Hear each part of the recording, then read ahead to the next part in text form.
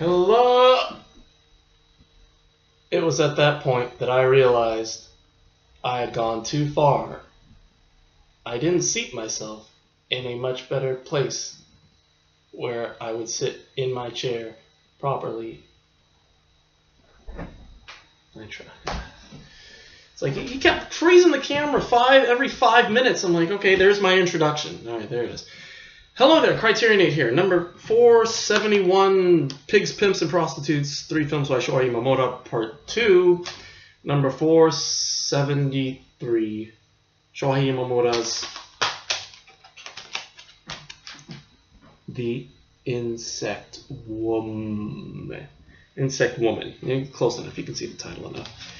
Let's see, oh god, I don't know what year this is from. 1963, 123 minutes, black and white, or 122 minutes, black and white, monaural, Japanese, blah, blah, blah, blah, blah, blah. See, this is the back of it. They didn't bother to reproduce the back of the box. They just had to copy this stuff, cut and paste this stuff. Look at this. This is ridiculous, but whatever. You know, again, it's all in one place. I guess that's easier in the long run. Anyway, Insect Woman. Nowhere near as good as Pigs and Battleships. Pigs and Battleships, like, apart from the raping and the racism, I thought was a decent film. You know, a better film than the best I've seen. This one, nowhere near as much. It was confusing. It was very much in the style of something like The Pornographers, where you didn't know what the hell anything was going on. That being said, it wasn't a terrible movie.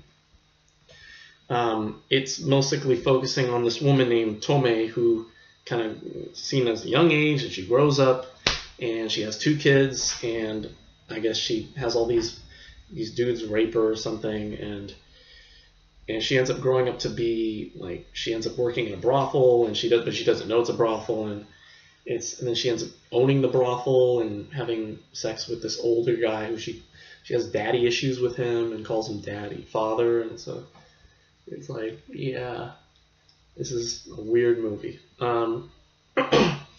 Basically, well, the title, The Insect Woman, apparently refers to the fact that, you know, her life is very circular. And just when she thinks she's out of it, she ends up falling back into bad times, and she's constantly poor. And yeah, so it's just kind of like how an insect kind of lives a circular life, I guess. Tomei ends up, you know, at the end of Tomei ends up having her daughter Nobuko ends up becoming, you know, like wanting to own a farm, and ends up sleeping with the same guy that she ends up sleeping with, the same guy her mother was, Mr. Kamasura, I think his name is. And yeah, it's pretty just kind of like, you know, again, the cycle never ends. Although at the end, I think, and I don't know, it was weird. I don't know how to feel about Imamura, really. I really don't. We've seen 1 movie that was good, 2 movies that were okay, and another movie that was just whatever. You know, I'm referring to Vengeance Is Mine. I don't know how I'm going to feel about Intentions of Murder, but yeah, I'm not too crazy about this guy. I mean, he doesn't really come off as like a douche, you know, like Godard does, or Buñuel. You know, they're complete douches. But Imamura just, because he seems, I was watching, there's an interview with him, a 20-minute interview with him on the supplements. And he seems like a cool guy. Just seems like this guy making films, you know, a little weird, a little out there, but definitely an influence from like the French wave, new wave crap and all that, you know, with the stopping, the special effects, and the freeze frames and the dialogue over freeze frames, you know, a lot of that you could tell he got from, you know, directors like Godard and all that, you know, who kind of sort of started it all, you know. Although, I don't know, I would say even, you know, Truffaut with, you know, the stop image at the end of the 400 Blows, you know, but that's that. So anyway, The Insect Woman, again, a very confusing film in places. I thought the ending didn't make any sense. But overall, it wasn't a terrible movie. I definitely want to watch this one again because there were scenes I liked about this. There were things I liked about this movie, such as just seeing Tomei, just realizing where her character is going. I think you can kind of play along with it, and actually just watching the actress, the makeup and all that, watching her get older as the timeline moves along. I think it starts in like the movie starts in, I think she's born in the mid 18, like 1918 or something like that, like right after the First World War, and then we get her life during the war and after the war and all that, and then I think she ends up like we get her into the 60s, like to the present day, I guess.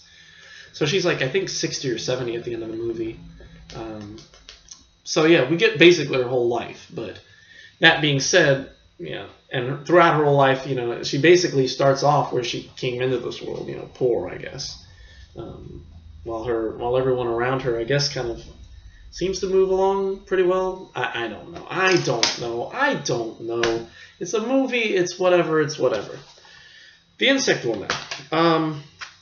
Again, not bad, but damn confusing. I'm definitely going to try and watch this one again in due time. I thought the freeze frames were probably the most annoying part of it all. The dialogue and her singing the weird songs over all of them, I thought that was unnecessary. So let's give it a B-. It was enjoyable in parts, but overall kind of confusing.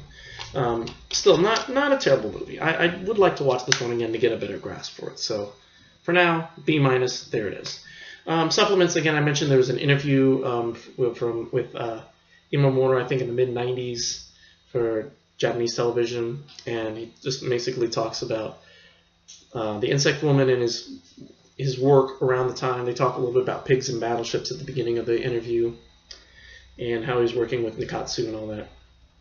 And an interview with that dude, that guy, Tony whatever his name is, Tony Raines, is another pig-headed critic.